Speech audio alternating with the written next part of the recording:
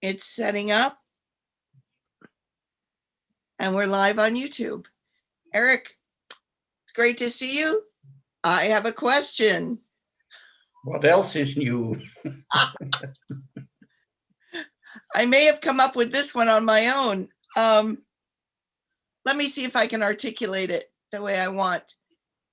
Whenever I listen to you talk about your ideas about the cosmos, I'm thinking that you're proposing a significant paradigm shift. And I know that, as Thomas Kuhn wrote, whenever when we need to make a paradigm shift, it sort of means we need to kind of dump a lot of assumptions and frameworks that we've been relying on to orient ourselves and process what we're seeing in the world. So my question is that the case? And what do we need to dump? And what do we need to be looking for? My God, you should have written this book, you know. You are right on the money. It is, in fact, a paradigm shift. And what we are dumping is a concept that anything can be smooth and continuous. It cannot be smooth and continuous. There's no such thing as smoothness or continuity. These are all things we have in our head. We talk always of a continuous this, a continuous that, a wave which is continually traveling through the air. These are all figments of our imagination. None of them exist. It reminds me of Isaac Newton, who created a whole structure for something he called gravity based on phantom forces which do not exist. Now, he did relatively little damage, but this concept of smoothness and continuity, which we insist on bringing about, is it's a horror. I call it the curse of continuity because it gets in the way of understanding things. And the book, in my opinion, is a proof of that one leading postulate. There is nothing in the universe that is smooth and continuous. The universe is and must be granular in nature. And the reason that if you look at the what is known about cosmology as a big jigsaw puzzle with pieces scattered here and here that have been created into sub-assemblies, but that have no hope of ever coming together, is due to that one thing.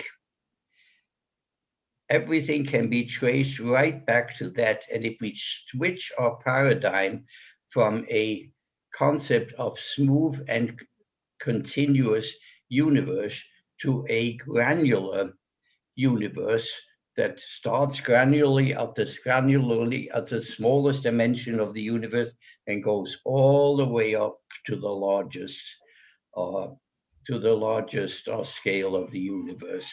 It doesn't suddenly change from a granular structure, which everybody says must exist at the smallest scale, and at some scale of maybe what we call the cosmic scale of two, it switches to continuous. It doesn't. What we really mean is that when something gets to be that big, there is no significant error made if you think of it as being continuous, but that does not make it continuous. And this is a mistake that we have made. And we have believed that the closed form, continuous solution to a problem is the gold standard. This has been, you know, blown into our heads for decades and things. Von Neumann said it. Everybody says it. That is the gold standard. It isn't the gold standard.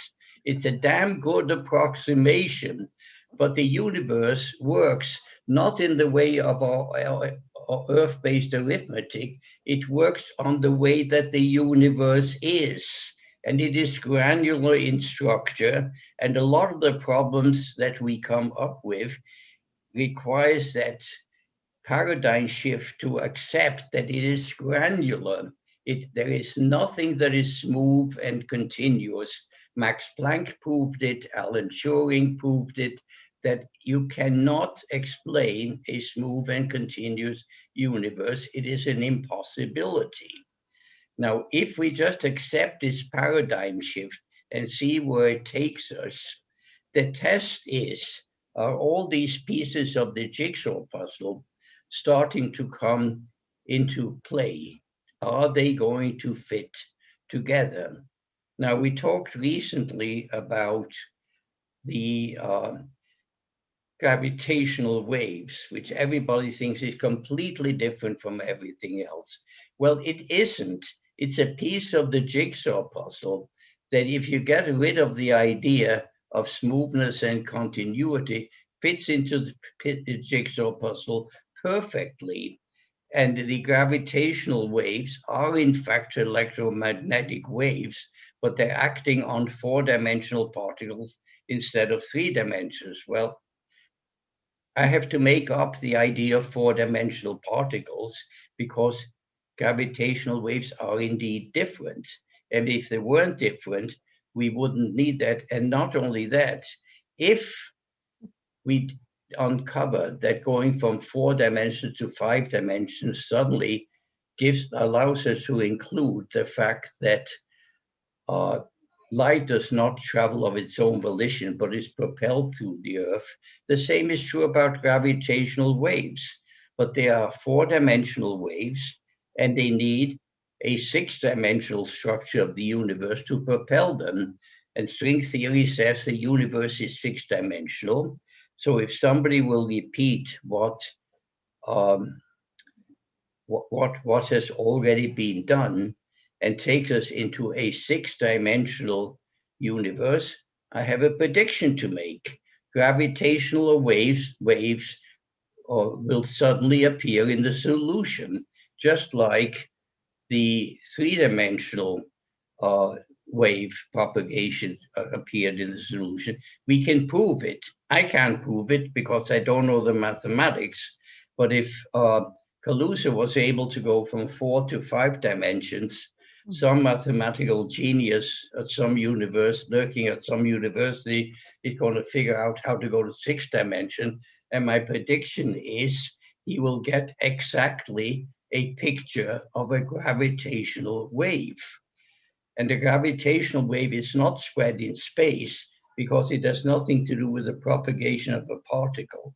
It is particles of increasing mass energy colliding on one source.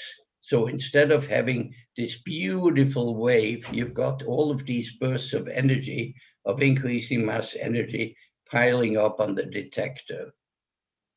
And if that doesn't show up in the solution, if you go to 6 dimensions, I'll withdraw my book from circulation. How's that? That's quite a statement. It sounds like we need a new word to replace wave. We'll have to figure that out another day. What do you think? Yeah, I think we should make it a curse word so that people don't use it. Thanks so much, Eric. Great talking to you You're today. very welcome.